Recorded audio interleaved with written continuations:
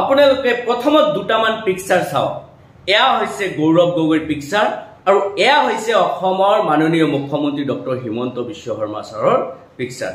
এতিয়া আপোনালোকক আজি মই কেইটামান কথা কম, যি কথাখিনি হয়তো আপোনালোকৰ কষ্ট হলেও ভিডিঅ'টো বেছি পৰিমাণে শ্বেয়াৰ কৰি প্ৰতিজন মানুহৰ ওচৰত পৌঁছাই দিয়াৰ দায়িত্ব আপোনালোকৰ। আৰু বিশেষকৈ আমাৰ মাইনৰিটি যিসকল মানুহ আছে, মুছলমান মানুহ আছে, তেখেতসকলে যাতে প্ৰত্যেকজন ব্যক্তিয়ে এটা শ্বেয়াৰ মাৰে আৰু আমাৰ জাতিটো ক'ত যাই উপস্থিত হৈছে সেই কথাখিনি যাতে সকলোৰে ওচৰত পৌঁছাই যায়, তাৰ কাৰণে মই আহ্বান জনাইছো। হয়তো কোনোবাই মোক ভাল পাব পাৰে, কোনোবাই মোক বেয়া পাব পাৰে, কোনোবাই ভাল পায় পাওক, কোনোবাই বেয়া পায় পাওক, সেইলৈ মোৰ কোনো কথা নাই। কিন্তু এষাৰ কথা মই স্পষ্ট কৰি ক'ব বিচাৰিছো, যিসকল ব্যক্তিয়ে কংগ্ৰেছ লৈ আমি সদায় টনা আজোৰা কৰি থাকো, সেইসকল ব্যক্তিলৈ মোৰ এই ভিডিঅ'টো বনাইছো। হয়তো বহুতেই আমি ঘৃণা কৰিব পাৰো যে এনেকুৱা কথাবিলাক কিয় কৈছে, কাৰণ মোৰ গাত তেজ আছে কাৰণে মোৰ এই কথাখিনি গাত লাগিছে। আৰু আপোনালোকে যদি প্ৰকৃততে মুছলমান হয় তেতিয়াহ'লে আপোনালোকৰ গাত লগাৰ প্ৰয়োজন আছে। আজি গোটেই অসমত এই বিষয়টোলৈ তোলপাৰ হ'ব লাগিছিল, কিন্তু দেখা গৈছে যে এই বিষয়টোলৈ কোনেও মাত মাতা নাই। APCCৰ এটা সভাত ৰাজীৱ ভৱনত কি হৈছিল সেই কথাখিনি আপোনালোকে নিশ্চয় শুনা পাইছে। মই আকৌ এবাৰ আপোনালোকক শুনাই দিব বিচাৰিছো।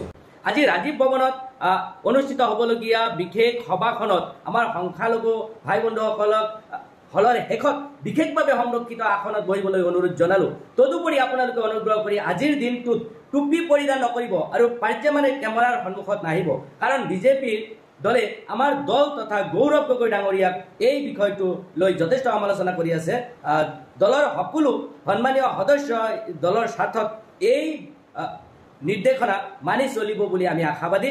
আৰু এই লেটাৰটো লিখিছে মেঘনাথ চেত্ৰী, APCCৰ কোনো এজন বিশেষ ব্যক্তিয়ে। এতিয়া আপোনালোকে কল্পনা কৰক, আপোনালোকে ক'ত আছে, আপোনালোকে কিমান দূৰ নিৰ্লজ্জিতভাৱে এটা ৰাজনৈতিক দলৰ পিছে দৌৰি থাকে। আপোনালোকে নিজৰ ব্যক্তিগত স্বাৰ্থৰ কাৰণে ইমান তললৈ নামিব লাগেনে?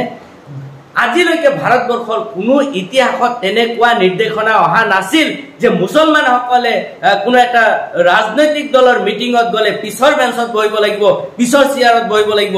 কোনো ভাৰতবৰ্ষৰ তেনেকুৱা ইতিহাস নাই যে সেই ইতিহাসত মুছলমানসকলে টুপি পিন্ধি এটা সভাত, ৰাজহুৱা সভাত যাব নোৱাৰে। কিন্তু আজি সেইটো কংগ্ৰেছ দলে নিৰ্দেশনা দিছে। ইয়াতকৈ লজ্জাজনক কথা কি থাকিব পাৰে? আজি বাগবৰ সমষ্টিৰ বিধায়ক, সন্মানীয় বিধায়ক সাহেবে এষাৰ কথা কৈছে যে মই কংগ্ৰেছত যাব পাৰো, কিন্তু মোৰ যিটো বাক স্বাধীনতা, সেই বাক স্বাধীনতাখিনি কংগ্ৰেছৰ ফালৰ পৰা দিব লাগিব। মই দুখীয়া দৰিদ্ৰ মানুহবিলাকৰ সমস্যাৰ বিষয়ে কম, মই মোৰ জাতিৰ বিষয়ে কম, মই গৰাখহনীয়াৰ বিষয়ে কম। যদি এইবিলাক কথা ক'ব দিয়ে তেতিয়াহ'লে মই কংগ্ৰেছত ছাপৰ্ট কৰিব পাৰো, নাইবা কংগ্ৰেছ দলত যোগদান কৰিব পাৰো। আৰু যদি তেখেতসকলে এইখিনি দিয়াৰ সাহস নাই তেতিয়াহ'লে আমি কংগ্ৰেছত যাব নিবিচাৰো। গতিকে তেখেতে যিখিনি কথা কৈছে সেই কথাখিনি যে স্পষ্টভাৱে প্ৰকাশ কৰিছে যে কংগ্ৰেছ দলে আচলতে মাইনৰিটি সম্প্ৰদায়ৰ কাৰণে, মুছলমানসকলৰ কাৰণে যে ভাল কাম নকৰে, সেইটো স্পষ্ট কথা।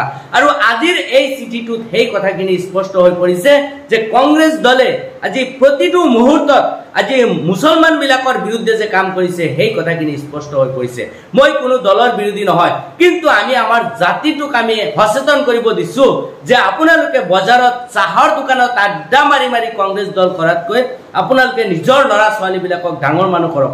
আজি দেখা গৈছে যে গোটেই অসমত হয়তো মিয়া মুছলমানসকলৰ ওপৰত বিজেপি চৰকাৰে কিবা নহয় কিবা এটা সমস্যাৰ সৃষ্টি কৰিছে। আৰু সেই সমস্যাখিনি কিয় হৈছে? হয়তো আপোনাৰ নামৰ ভুল আছে, আপুনি হয়তো কোনোবা দালালক দি আপুনি এক কথা মাটি লৈছে, যিখিনি মাটি বৈধ নহয় সেই মাটিখিনি আপোনালোকে কিনি লৈছে। গতিকে তেনেকুৱা মাটি, তেনেকুৱা ডকুমেণ্টছৰ ক্ষেত্ৰত হয়তো চৰকাৰে পদক্ষেপ গ্ৰহণ কৰিব পাৰে। কিন্তু আমি দেখা পাইছো যে এই বিজেপি চৰকাৰৰ দিনতো আমাৰ সংখ্যালঘু মুছলমান মানুহবিলাকে যিমানখিনি চাকৰি পাইছে, কংগ্ৰেছৰ দিনত সেইখিনি চাকৰি পাইছে নেকি? বিজেপিৰ শাসনকালত আজি আমাৰ মানুহবিলাকক অত্যাচাৰিত হোৱা দেখা গৈছে, কিন্তু দেখা গৈছে যে সেই অত্যাচাৰিতৰ মূল কাৰণটো কোন আছিল? সেই অত্যাচাৰিতৰ মূল কাৰণটো আছিল কংগ্ৰেছ দল। যি কংগ্ৰেছ দলে প্ৰায় 57 বছৰ কেন্দ্ৰত শাসন কৰিছিল, যি কংগ্ৰেছ দলে হয়তো 15 বছৰ অসমত শাসন কৰিছিল, কিয় আজি সেই মিয়া মুছলমানসকলৰ নামত ডিবুট হৈ ৰৈ গ'ল? আজি কিয় অসমত ইমান কেইটা ডিটেনশ্যন কেম্প বনাবলগীয়া হ'ল? এই কামখিনি কোনে কৰিছিল? এই কামখিনি নিশ্চয়কৈ কংগ্ৰেছে কৰিছিল। গতিকে আমি যেতিয়ালৈকে সচেতন নহম তেতিয়ালৈকে কিন্তু আমাৰ জাতিটো তিলে তিলে সমস্যাত ভুগিব লাগিব। আমি কিয় কোনো এটা ৰাজনৈতিক দলৰ কৰ্মচাৰী হিচাপে কাম কৰিব লাগে? আমাৰ ভোট আছে, মৌলিক ক্ষমতা আছে, আমি ব্যক্তি চাই, আমি পৰিৱেশ চাই আমি ভোট প্ৰদান কৰিব লাগে। তেতিয়াহ'লে আপোনাৰ আমাৰ সকলোৰে ভোটৰ মূল্য থাকিব।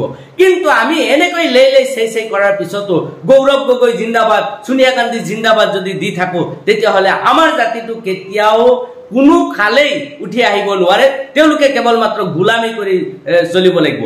কিয় আজিলৈকে অসমত আন্দোলন হোৱা নাই এনেকুৱা বাৰ্তা দিয়াৰ পিছতো?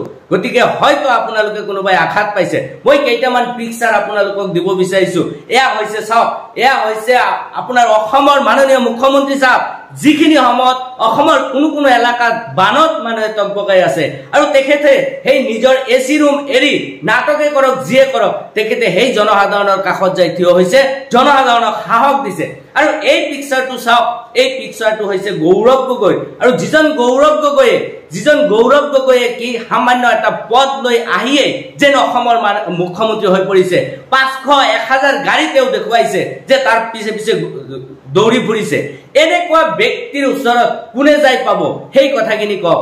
আপোনাৰ ন্যূনতম বিবেক থাকিব লাগে আৰু সেই বিবেকখিনি কেতিয়াও বিক্ৰী কৰিব নালাগে। আপোনালোকে হয়তো কিছুমান আছে, আমি কিছুমান মানুহ আছো যিসকলে নিজৰ বিবেকখিনি সম্পূৰ্ণৰূপে বিক্ৰী কৰি দিছো আৰু যাৰ বাবে লেই চেই কৰাৰ পিছতো আমি সিহঁতৰ পিছ এৰিব নোৱাৰো।